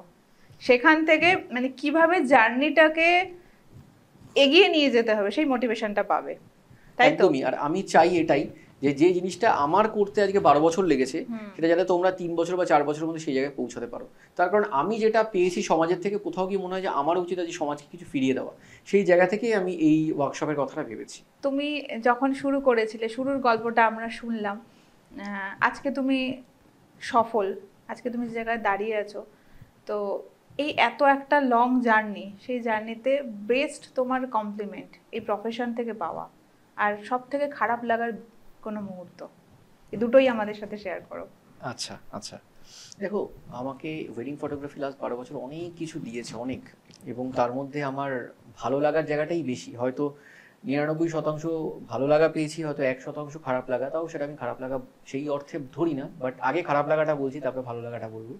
খারাপ লাগার জায়গাটা এটাই যে কোথাও গিয়ে আমার এখনো মনে হয় যে 12 বছর আমি ইন্ডাস্ট্রিতে থাকার পরেও এই ইন্ডাস্ট্রিকে যে বুস্টটা মানে হওয়া উচিত ছিল, মানে যে জায়গাটায় নিয়ে যাওয়া উচিত ছিল, সেটা হয়তো আমি এখনো করতে পারিনি। তার কারণ আমার বারবার মনে হয় যে ওয়েডিং ফটোগ্রাফির একটা রেভলিউশন করা উচিত, এবং সেই রেভলিউশনে ঋক ফটোগ্রাফিকে আমি রাখতে চাই যে সেই রেভলিউশনটা হবে, সেই মুভমেন্টটা হবে, এবং সেই মুভমেন্টের থ্রু দিয়ে আজকে ওয়েডিং ফটোগ্রাফারদের প্রতি মানুষের একটা না সার্বিক যে দৃষ্টিভঙ্গি আছে সেটা খুব ভালো জায়গায় আছে আমি বলবো না। এবং সেটার জন্য আমাদের ওয়েডিং ফটোগ্রাফারদের নিজেদের এগিয়ে আসা উচিত, এবং ওয়েডিং ফটোগ্রাফারদের নিজেদেরকে সেইভাবে ক্যারি করা উচিত যাতে করে গিয়ে তারা আজকে এই ইন্ডাস্ট্রিটাকে রিপ্রেজেন্ট করছে, সেই জিনিসটা তাদের মধ্যে যেন সেই দায়িত্ববোধটা থাকে, এবং তারা ইন্ডাস্ট্রিটাকে যেন আরও উপরে নিয়ে যায়। এবং আমি এই জায়গাটা আমার নিজের খারাপ লাগা বলতে গেলে যে আমার মনে হয়েছে যে আমি আরও কিছু হয়তো ওয়েডিং ফটোগ্রাফির জন্য লাস্ট 12 বছরে করতে পারতাম, শুধুমাত্র আমার রিক ফটোগ্রাফি ছাড়াও আমাদের পুরো ওয়েডিং ইন্ডাস্ট্রির জন্য, যেটা হয়তো রিক ফটোগ্রাফির কাজের প্রেশারে আমি করে উঠতে পারিনি। বাট আমি এখন চাই সেটা শুরু করতে, বেশি আর লেট করতে চাই না। তো সেই জন্য আমি বিভিন্ন রকমভাবে, আমি যে কোনো রকমভাবে আমাদের ইন্ডাস্ট্রির যাতে উপকার হয়। আজকে সত্যি ভালো লাগে একটা পডকাস্টে বসে আছি একজন ওয়েডিং ফটোগ্রাফার হিসেবে। এখানে আমার সবথেকে গর্বের বিষয় যে আমি একটা ওয়েডিং ফটোগ্রাফি ইন্ডাস্ট্রিকে মানে ওই ফ্র্যাটার্নিটি থেকে বিলং করি, এবং আমি সেখানকে সেই জায়গাটাকে রিপ্রেজেন্ট করছি। আর যখন জোস্টকেও গেছিলাম ওখানে আমার এই জিনিসটাই ফিল হয়েছিল যে আজকে আমি ফটোগ্রাফার হিসেবে, ওয়েডিং ফটোগ্রাফার হিসেবে এসেছি, মানে দ্যাট মিনস আমি আমাদের ওয়েডিং ফটোগ্রাফি ইন্ডাস্ট্রিকে রিপ্রেজেন্ট করছি, জোনারটাকে। তো এটাকে আমি আরো এগিয়ে নিয়ে যেতে চাই। আমি ওই জায়গাটায় ছোট্ট খারাপ লাগা যে আরো এগোতে পারতাম হয়তো, বাট আমি এখনো অব্দি কাজের প্রেশারে করে উঠতে পারিনি। এবার সেটা করতে চাই, হয়তো সেটা করে ফেললে আর মানে 1% খারাপ লাগার জায়গাটা থাকবে না। আর ভালো লাগার জায়গায় যদি বলো, ভালো লাগার জায়গা অসংখ্য, যেটা বলে আজকে শেষ হবে না। সেখানে আমি আমার অ্যাওয়ার্ডস বা রিকগনিশনের কথা কখনোই বলবো না, বিকজ সেগুলো অ্যাচিভমেন্ট বা মাইলস্টোন। কিন্তু ভালো লাগাটা অন্য জিনিস, ভালো লাগাটা অসংখ্য হয়। যেমন ধরো সব থেকে যেটা কমন ভালো লাগা, যেগুলো ছোটো ছোটো ভালো লাগা, সকালে ঘুম থেকে উঠলাম, আমার ফোনে একটা হোয়াটসঅ্যাপ এলো, আগের দিন একটা ক্লায়েন্টকে একটা ছবি ডেলিভারি করেছি, লিঙ্কে পাঠিয়েছি, রিক অসাধারণ হয়েছে ছবিগুলো, এই ছবিগুলোই আমি এমনভাবেই চেয়েছিলাম, আমার সারা জীবন মনে থাকবে তুমি আমার বিয়েতে কি করেছিলে। ছোট্ট একটা মেসেজ, কিন্তু সারাটা দিন একটা পজিটিভ ভাইবসে কাটে। একটা মানুষ সে ছবি দেখলো, অন ক্যামেরা দেখে লাফিয়ে উঠলো আনন্দে, রিক আমি এরকমই ছবি চেয়েছিলাম, আমি এটাই চেয়েছিলাম। কিংবা কেউ আমাকে ফোন করে বললো, রিক কালকে তোমাদের টিম থেকে যারা এসেছিল এত ভালো ছিল, এত ভালো ছিল, তাদের সাথে কাজ করে এত কমফোর্টেবল ফিল করেছি, এটা একটা ভালো লাগা। ভেরি রিসেন্ট একটা ঘটনা ঘটলো, মানে যেটা হচ্ছে মানে আমাকে ইমোশনাল করে দিয়েছিল। সেটা আমি দুপুরবেলায় আমি কোনো একটা কাজে ছিলাম, কোথাও একটা যাচ্ছিলাম, ড্রাইভ করছিলাম, ফোনটা এসছে, ফোনটা ধরেছি, ড্রাইভ করতে ফোন ধরা উচিত, স্টিল ধরেছি। ব্রাইডের তিনি বাবা ফোনটা আমাকে করেছেন, তার সাথে আমার এন্টার কখনো কনভারসেশন হয়নি। আচ্ছা, আমার বুকিং আমাকে ব্রাইড করেছিল, তার সাথে সমস্ত কিছু কথা হয়েছিল, তার ছবি ডেলিভারি হয়ে গেছিলো, তারপর সিলেকশন করে তার অ্যালবাম বানিয়ে তাকে দেওয়া হয়েছে। আমি যতদূর জানি 1-2 দিন আগেই তার মানে আমাকে যেদিনকে ফোন করেছে তার 2 দিন আগে তার অ্যালবাম ডেলিভারি হয়েছিল। ব্রাইড থাকে বিদেশে, সে অ্যালবাম দেখেনি, তার বাবা অ্যালবাম দেখে আমাকে ফোন করেছে, ফোন করে লিটারেলি ফোনের মধ্যে বলছে, রিক আমি তোমার কাছে সারা জীবন ঋণী হয়ে থাকবো, আমি তোমার কাছে কৃতজ্ঞ হয়ে থাকবো, তুমি আমার মেয়ের, আমার একমাত্র মেয়ের যে অ্যালবামটা আমার কাছে পাঠিয়েছো, এটা আমার কাছে এর থেকে বড় গিফট হতে পারে না, এটা কোনো টাকা দিয়ে এটার পরিমাপ করা যায় না, আমি তোমাকে অনেক আশীর্বাদ করি, আমি অনেক বয়োজ্যেষ্ঠ মানুষ তোমার থেকে, তুমি জীবনে অনেক বড় হও। তো এই আশীর্বাদটা না, এইটা আমার কাছে প্রাইসলেস লাগে। এই মুহূর্তগুলো না মানে এগুলো অমূল্য, এটা তুমি লক্ষ টাকা কোটি টাকা দিয়ে তুমি পাবে না কারোর থেকে। এবং একটা মানুষ, একটা বয়স্ক মানুষ, সে ফোন করেছে মানে তার গলার ভয়েস শুনে বুঝছে ধরা গলায় ফোন করেছে। তার কারণ তার আরো একটা মানে রিজন ছিল, তার একজন বন্ধু, তার নিজের বুঝুন ফ্রেন্ড, সে তার মেয়ের বিয়েতে ছিল, মানে ওনার মেয়ের বিয়েতে ছিল, কিন্তু তারপরে সে মারা গেছে, তার সাথে ওনার লাস্ট ছবিটাও ওই অ্যালবামে আছে। খুব ইমোশনাল হয়ে সেই কথাগুলো আমাকে বলছিলেন। তো এই জিনিসগুলো জানো তো, মানে এমন এমন কিছু জিনিস যেগুলো মুখে বলে বোঝাতে পারবো না, বাট এই জিনিসগুলো না মানে মনে থেকে যায়, কোথাও গিয়ে এটা মানে বিশাল স্যাটিসফ্যাকশনের জায়গা কাজ করে, যে একটা এমন কাজ করছি না মানুষের কাছে সারা জীবনটা চিরস্মরণীয় হয়ে থাকবে। তখন খুব ভালো লাগে, মানে একটা এত ভালো প্রফেশনে আছি, মানুষকে শুধু খুশি দিতে পারছি, মানুষের মনে করবে, সে যতদিন থাকবে ততদিন সে মনে করবে। আজকে অব্দি বহু মানুষ, মানে আমার যারা আমাদের ক্লায়েন্ট, অ্যাকচুয়ালি ক্লায়েন্ট মনে করতে বন্ধু মনে করি, তাদের সাথে আমার সম্পর্ক থেকে যায়। কারোর সাথে আমার 10 বছরের সম্পর্ক, কারোর সাথে আমার 12 বছরের সম্পর্ক। এমন আছে যারা, কেউ ডক্টর, কেউ ইঞ্জিনিয়ার, যার যখন মানে প্রয়োজন হয় আমি ফোন করি, কত হেল্প করে সেই মানুষেরা। কারণ ওয়েডিং ফটোগ্রাফিতে এসে না আমার যেটা হয়েছে, আমি প্রচুর মানুষের সাথে আমার মানে যোগাযোগ হয়েছে, যারা খুব ভালোবাসে, কানেকশনস হয়েছে, খুব ভালোবাসে তারা আমায়। তো এই ভালোবাসা, এই ভালো লাগা, এইগুলোই আমার কাছে একটা ব্লেসিংস এর মতো, খুব ভালো লাগে এই জন্য। আর আমি না সোশ্যাল মিডিয়াতে দেখি অনেক সময় যে এই ফটোগ্রাফার চাই এই বলে অনেকে পোস্ট করছে, তো সেইখানে সে যে রেমুনারেশনটা দিচ্ছে সেটা আমার বলতেও এখন খুব মানে বাজে লাগছে যে এটা রেমুনারেশন কারোর হতে পারে। মানে ফটোগ্রাফি তো একটা আর্টের মূল্যায়ন করা যায় না ঠিকই, কিন্তু একটা তো মানুষের আজকের প্রেজেন্ট ডেটে, আজকে 2025, তো সেখানে একজন ফটোগ্রাফারকে সেই রেমুনারেশন দেওয়াটা আমার মনে হয় না সেটা কি ধরনের বিবেচনা মানুষের আমি জানি না। কিন্তু তুমি যেহেতু এত বছর ইন্ডাস্ট্রিতে আছো, তো মেন্টালিটির কোথাও মনে হচ্ছে না যে কি একটু কোথাও 19-20 হয়েছে আগের আর এখনের মধ্যে? আচ্ছা দেখো, এইখানে না আমার যেটা মনে হয়েছে, সময় বদলেছে, তো আমাকে সেটা অ্যাকসেপ্ট করতে হবে। এবার এখানে এই জিনিসটাকে, তোমার কোয়েশ্চেনটাকে যদি আমি ব্রেক করে দেখি, আজকে একটা ফটোগ্রাফারের রেমুনারেশন ডিপেন্ড করে 3টে জিনিসের উপরে। একটা আর্ট, একটা তার ক্রাফট, একটা তার বিজনেস। তুমি যে কথাটা বললে যে আর্টের কোনো রেমুনারেশন হয় না, সত্যি আর্টের কোনো রেমুনারেশন হয় না, বাট তোমাকে এটা মানতে হবে ক্রাফট অ্যান্ড বিজনেসে তুমি কীভাবে নিজেকে পজিশনিং করছো তার একটা রেমুনারেশন হয়। তো তুমি নিজেকে কীভাবে পজিশনিং করছো মার্কেটে, তোমার আর্টটাকে তুমি কিভাবে প্যাকেজিং করছো এবং সেটাকে সেল করছো, এই ফ্যাক্টরসগুলোর উপরে তোমার রেমুনারেশন ডিপেন্ড করে। তুমি নিজেকে যেভাবে পজিশন করবে তোমার রেমুনারেশনটা সেইভাবে ফিক্স আপ হবে। আজকে এই মার্কেটে একটা মানুষ একদিনে 5,000 টাকাও পাচ্ছে, আবার একই দিনে একটা মানুষ 5 লাখ টাকাও পাচ্ছে, মার্কেটটা কিন্তু সেম। তুমি নিজেকে কিভাবে পজিশন করবে তার উপরে এটা ডিপেন্ড করে, আর এই পজিশনিংটা ডিপেন্ড করে তোমার মাইন্ডসেটের উপরে। এই যে তুমি বলছো যে 5 লাখেও করছে, আবার 15,000-এও করছে বা 5,000-এও করছে, তো কোথাও কি মনে হয় না যে এর জন্য মার্কেটটা এফেক্ট হচ্ছে? যারা ধরো লো বাজেটে কাজ করছে, কোয়ালিটিরও তো ডিফারেন্স অবশ্যই আছে, কিন্তু কোথাও গিয়ে মনে হচ্ছে না যে মার্কেটটা বোধহয় কোথাও গিয়ে এদের জন্য নষ্ট হচ্ছে? এবার এরা আমাদের এই ফটোগ্রাফি, এই যে জনারটা আছে, এটাকে কোথাও গিয়ে একটা জায়গায় নিয়ে চলে যাচ্ছে? না, আমি এটাকে মনে করি না। এই কারণে মনে করি না, তার কারণ প্রত্যেকের নিজের একটা জায়গা আছে। যে 5,000-এ কাজ করছে তার 5,000-এর তার সেই মার্কেটেই সে কাজ করছে, যে 50,000-এ করছে সে 50,000-এর মার্কেটেই কাজ করছে, যে 5 লাখ করছে 5 লাখের মার্কেটেই কাজ করছে। আজকে কিন্তু 5,000-এ যে কাজ করছে সে কিন্তু 5 লাখের লোককে হিট করছে না, যে 50,000-এ কাজ করছে সে কিন্তু 5,000-এর লোককে হিট করছে না। প্রত্যেকের ডিফারেন্ট জায়গায়, ডিফারেন্ট সেগমেন্টে প্রত্যেকের মতো করে কাজ করছে। তো যে যার সেগমেন্টে কাজ করছে সেই সেগমেন্ট অনুযায়ী সে তার ব্যবসাটা করছে। তো এই আর্ট, ক্রাফট আর বিজনেসের যে ব্যালেন্সটা, যে যেভাবে নিজেকে পজিশনিং করে ব্যালেন্স করে রেখেছে সে অনুযায়ী কাজ করছে। হ্যাঁ, কখনোই আমাদের এটা মনে রাখা উচিত, ফটোগ্রাফারদের কোনো জায়গায় আন্ডারকাট করা উচিত নয়। আমরা যেটা নিজেরা মনে করি যে আমাদের এটা ভ্যালু হওয়া উচিত, সেই ভ্যালুটাই আমাদের নেওয়া উচিত। কখনো আমাদের এটা কম্প্রোমাইজের জায়গা নেই। কোয়ালিটি তুমি যেটা বেস্ট দিতে পারবে, তুমি তোমার বেস্ট কোয়ালিটি দিয়ে কাজ করো, তার জন্য যে টাকাটা লাগবে তুমি সেটাই চাইবে। এবং সেটার জন্য তুমি 5,000 ব্র্যাকেটে কাজ করলে 5,000 করো, 50,000 50,000, 5 লাখে 5 লাখ, এটা তোমার উপরে। বাট আমি মনে করি না যে এর জন্য ওর মার্কেট বা ওর জন্য তার মার্কেট খারাপ হচ্ছে। যে যেরকম সেরকম সবার জন্য, মানে এই মার্কেটটা খুব বড় মার্কেট অ্যাকচুয়ালি, এখানে প্রত্যেকের জন্য নিজস্ব জায়গা আছে। এটা তো আমরা সব শুনলাম তোমার প্রফেশনাল জায়গা, তো প্রফেশনালে এত কিছু দিক সামলাতে হয়, এত কিছু দেখতে হয়, সারাদিন এত ব্যস্ত থাকো, কাজে বাইরেও যাও, তো মানে পার্সোনাল লাইফে সেখানে কখনো হ্যাম্পার হয় না? দেখো, পার্সোনাল লাইফ আর প্রফেশনাল লাইফটা না বেসিক্যালি আমার মনে হয় যারা ওয়েডিং ফটোগ্রাফিতে আসে খুব বেশি ডিফারেন্ট থাকে না, মিলেমিশে যায়, ঠিক আছে? তার কারণ আমরা রাত 3টের সময় আমরা ফটোগ্রাফি নিয়ে আলোচনা করি, রাত 4টের সময় আমরা একটা এডিট নিয়ে আলোচনা করি, আমরা ভোর 5টাতেও আমরা কল টাইম থাকলে বেরিয়ে যাই, আমরা রাত 2টোতেও বাড়িতে ফিরি।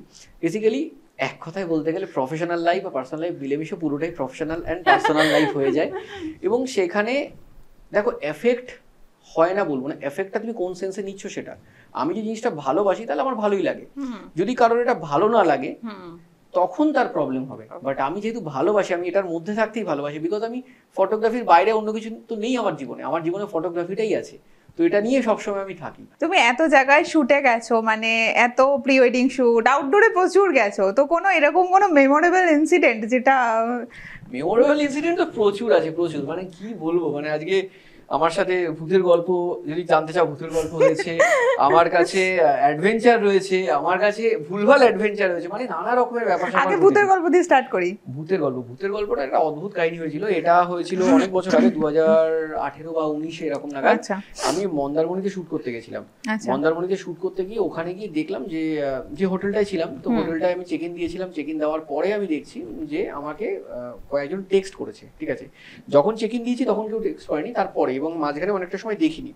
তো সংক্ষেপে আমি বলছি, গল্পটা অনেকটা বড়। সেটা বেসিক্যালি আমরা যে হোটেলটায় ছিলাম সেই হোটেলটায় তার আগে একটা কিছু হয়েছিল। আচ্ছা। এবং রাত্রিবেলা আমরা যেটা হয়, আমাদের যখন আমরা বলছি যে একটা জায়গায় আমরা ক্যান্ডেল লাইট ডিনার অ্যারেঞ্জমেন্ট করবো মানে একটা পুলের পাশে, তখন যে হোটেল অথরিটি তারা বলছেন আমরা এখানে লাইট নেওয়াবো। এবার লাইটটা না নেওয়ালে ক্যান্ডেল লাইট বোঝাতে পারবো না, তাদের সাথে রীতিমতো আমাদের এটা নিয়ে খুব মানে ঝামেলা হচ্ছে। অনেক ঝামেলা করার পরে আমরা লাইটটা নিভিয়েছি। লাইটটা নেওয়ার পর ক্যান্ডেল লাইটের শুটটা হয়েছে। হওয়ার পরে আমি পুলের পাশ দিয়ে হেঁটে যাচ্ছিলাম, হঠাৎ করে পা ফেলতে গিয়ে দেখছি পুলের পাশে এত বড় ম্যানহোলের ঢাকনা এবং ওপেন খোলা, মানে আমি আরেকটু হলে পাটা দিয়ে ফেলতাম। আচ্ছা। তখন আমি চেঁচিয়ে বলেছি যে আপনারা ম্যানহোলের ঢাকনা খুলে রেখেছেন কেন? ওরা হঠাৎ করে রিপ্লাই করছে, ও তার মানে খুলে দিয়েছে। এবার এই খুলে দিয়েছে কথাটা কেন বলেছিলেন পরে বুঝেছি, তখন বুঝিনি। ওরা ওখানে লাইটে জ্বালিয়ে রাখে বিকজ ম্যানহোলের মধ্যে ওদের কিছু আছে এবং ম্যানহোল থেকে সেটা বেরিয়ে আসে। এবং পরে কাহিনী জেনেছিল ওখানে একজনকে মার্ডার করা হয়েছিল, যাকে ওই ম্যানহোলের মধ্যে ঢুকিয়ে দেওয়া হয়েছিল। এবং রাত হলে সে বেরিয়ে আসে ওখান থেকে, এটা আমাদেরকে বলা হয়েছিল। আমি জানি না কতটা সত্যি মিথ্যে, বিকজ আমাদের রাতে আরো একটা ঘটনা ঘটেছিল। রাত্রি 2:10 সময় আমাদের টিম মেম্বার্স একজন ছিল যার ঘড়ি খারাপ হয়ে গেছিল এবং জানতে পেরেছিলাম ঘটনাটা 2:10 ঘটেছিল। তারপরের দিন সকালে আমি টেক্সট গুলো খেয়াল করি, তার আগে আমি টেক্সট গুলো খেয়াল করিনি। অনেকে টেক্সট করেছে এই হোটেলে থাকিস না, বেরিয়ে আয়। যারা আমার এক্স ক্লায়েন্ট ছিল, আমার বন্ধু ছিল, যারা হোটেলটার ব্যাপারে জানতো এবং তারাও জানতো রাত 2:10 ঘটনাটা ঘটে। এবং ওই ভয়ঙ্কর ঘটনা যখন আমার সাথে ঘটে, ওই রাতে আমরা সারা রাত ঘুমাতেও পারিনি, রাতে আমার সারা রাত ঘুমাতে অস্বস্তি হয়েছিল। তারপরে আমরা শুটে যাই সকালে, কিন্তু একজন আমাদের টিম মেম্বার্স রুমে থেকে গেছিল। ফিরে আসা পর্যন্ত তাকে ডাকি, যার ঘড়ি খারাপ হয়েছিল সেই রুমে ছিল এবং তার কিছুটা ঘুম ভাঙছিল না। পরে আমরা মাস্টার কি দিয়ে তার ঘরে ঢুকি এবং তার কোনো জ্ঞান ছিল না সে কিভাবে ছিল। অদ্ভুত অদ্ভুত ঘটনা ঘটে। এবং তারপর আরো একটা ঘটনা ঘটে, ওই দিনকে দুপুর বেলায় আমরা যখন পুলে যাই, পুলে গিয়ে আমার সাথে টোটাল আরো 2জন মেম্বার ছিল। এবার আমি একজন মেম্বারকে বলি যে তুই রুম থেকে কিছু জিনিস নিয়ে আয়। সে যখন আসছে না, আমি যখন রিটার্ন যাই খুঁজতে, এবং গিয়ে দেখি সে হোটেলের বাইরে দাঁড়িয়ে হোটেলের ম্যানেজারের সাথে লবিতে দাঁড়িয়ে গল্প করছে। এবং তখন আমি জানতে চাই যে তুই কেন গেলি না? তখন বলে আমি তো পুলের পাশে ছিলামই না। তখন আমার ডাউট হয় তাহলে পুলের পাশে আমি কাকে দেখলাম, আমি কাকে বললাম। তো এই জিনিসগুলো 3-4টা ঘটনা ঘটে এবং তারপরে টেক্সট পাই এবং ফোন পাই। এবং তখন আমরা যখন জানতে পারি এটা, আমরা যখন বলি আমরা এখানে শুট করবো না, বেরিয়ে যাবো, ক্লায়েন্টে জানতে পারি। এবং যখন বেরোই, ফেরার সময়ও আমার সাথে প্রচুর প্রবলেম হয়, মানে রাস্তাঘাটে অনেক প্রবলেম। আমাদের গাড়ির টায়ার বাস্ট হয় ফার্স্টে। তারপরে ফিরে এসে আমরা ট্রেন ধরি কোনো রকম ভাবে, ট্রেনে করে এসে হাওড়ায় নেমে আমি যে ট্যাক্সিতে উঠেছিলাম, ট্যাক্সিকে আমি বলি যে আমি বাড়ি যাবো, বারাসাত বলেছিলাম, সে শুনেছিল বাস ধরে, আমাকে বাস ধরে নিয়ে গিয়ে নামিয়ে দেয়। মানে একটা অদ্ভুত মানে একটা মানে দিন গেছিল যে দিনটায় সারাদিন ধরে সমস্ত ঘটনা মানে খারাপ খারাপ ঘটনা ঘটেছিল, এবং সেখানে অনেকগুলো মানুষ মানে যাদেরকে আমি চিনি না, যারা আমাকে ওই চেক ইনটা দেখে আমাকে তারা টেক্সট করেছে ফেসবুকে যে ভাই ওই হোটেলে থাকিস না, বেরিয়ে যা। তাদের মধ্যে কয়েকজন আমার পরিচিত ছিল, যেমন আমার বন্ধু এক্স ক্লায়েন্ট, এছাড়াও আমাকে তার বাইরে তারা জানতো, এবং এটা অনেকেই যারা মন্দারমণি চায় তারা জানে এই ঘটনাটা। সেখানে আমার এক্সপিরিয়েন্সটা হয়েছিল মন্দারমণিতে, মানে একটা ভয়ঙ্কর ঘটনা, এবং তারপরে আমি আর কখনো আর ওই হোটেলে আর যাওয়ার সাহস দেখাইনি। এটা মন্দারমণিতে হয়েছিল? এটা মন্দারমণিতে হয়েছিল। এরকম ঘটনা মানে আমাদের নানা রকম ঘটতেই থাকে। এই তো ভেরি রিসেন্ট একটা মানে এটা সেরকম অর্থে ঘটনা না, বাট খুব বলতে পারো কানের পাশ দিয়ে বেরিয়ে আসা। এই যে পেহেলগাঁওতে যে এত বড় একটা অ্যাটাক হলো, পেহেলগাঁওতে যেখানে অ্যাটাক হয়েছে আমরা সেখানেই শুট করেছি।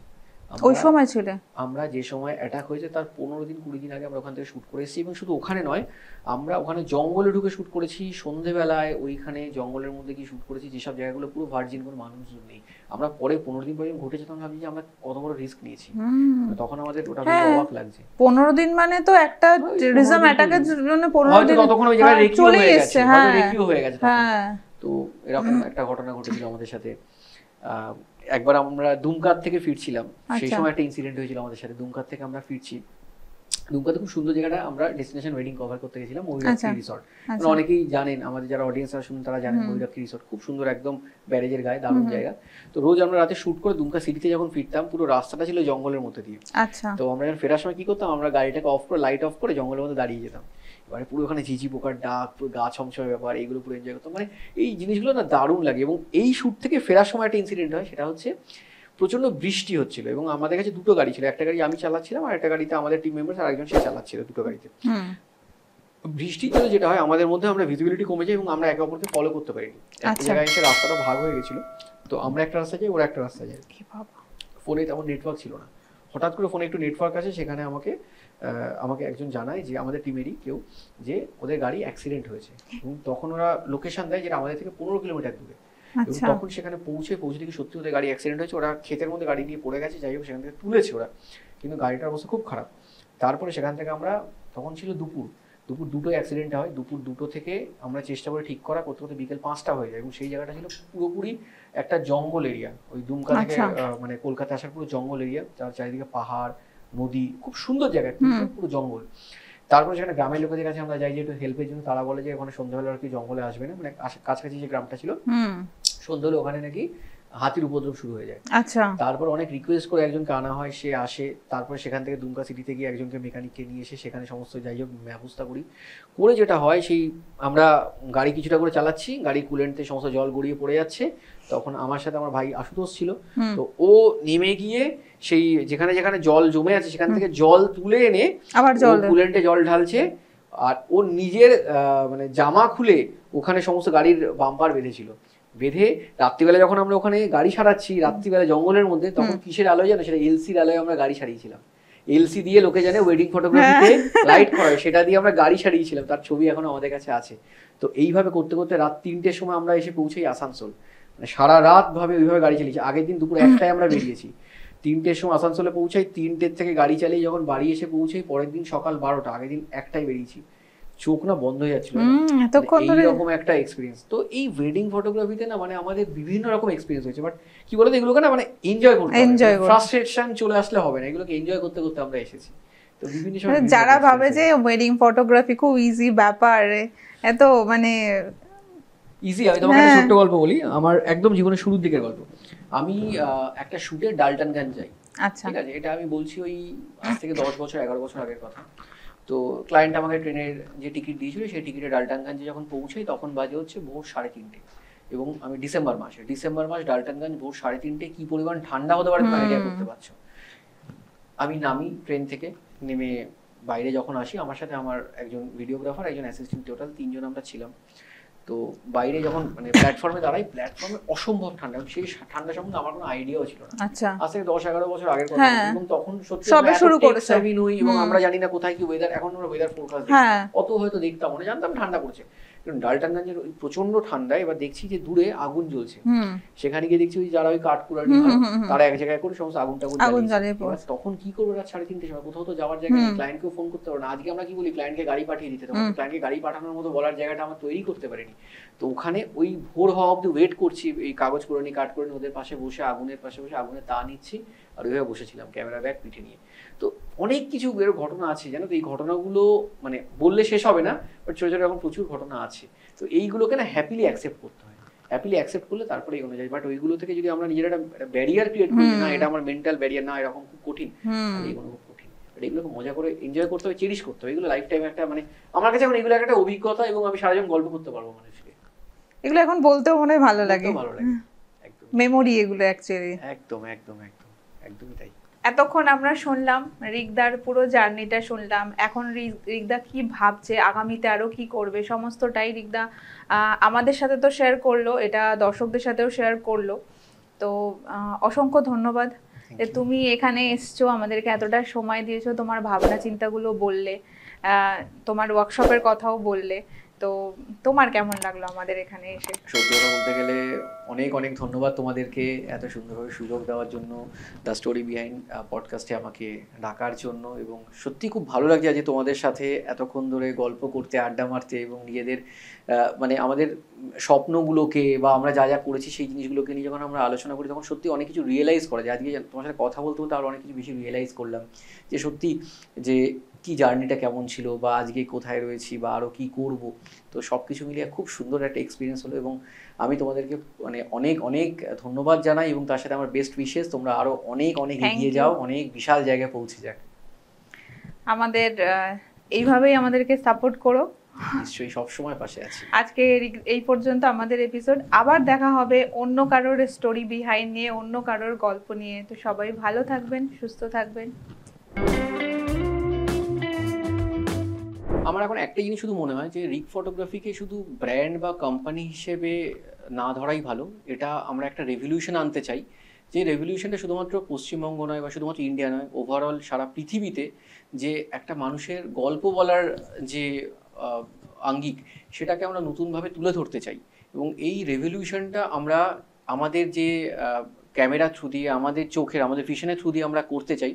এবং এটা করতে গিয়ে আমার মনে হয় যে যদি আমি আজকে নিকন D5100 থেকে Z8 অবধি আসতে পারি, তাহলে আমার মনে হয় পৃথিবীর যে কোনো কোনায় থাকা, যার কাছে কোনো সুযোগ সুবিধা নেই, কোনো রিসোর্স নেই, সেও এটা করতে পারে।